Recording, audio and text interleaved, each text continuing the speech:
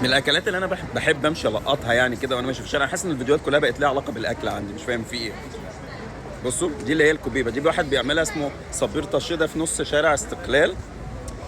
هو راجل تحسه تاريخ كده في نفسه، واقف بكشك يعني. بس وبيعمل حاجه بقى اسمها تشيبوريك، اللي هي التشيبوريك دي مش موجوده كتير في اسطنبول. هي موجوده اكتر مثلا كنت باكلها في اسكي شهير، وهي بتتقدم كده مع كذا حاجه والحاجات دي كلها. هو بيعملها مش زي اسكي شهير يعني، عنده بالجبنه وعنده بالبطاطس وعنده باللحمه المفرومه.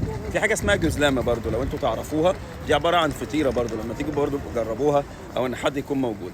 بس انا بالنسبه لي بصراحه دي تسالي وانا ماشي، وهحاول ابطل اكل شويه. نسيت اقول لكم الواحده ب 70 ليره، ومش عارف دي ب 60 ليره او حاجه بالشكل ده.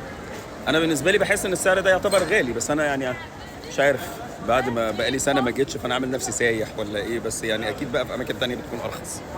بلاش التشيبوريك يا جماعه، مش عارف طعمه شبه الفطير اللي عندنا في مصر ده اللي هو في الفرن. بروحوا اسكي شهير كلوه، بلاش في اسطنبول، بلاش ده. والكوبيبه دي طلعت سبايسي شويه لو حد عايزها يعني. انا اول مره اجرب الراجل وعايز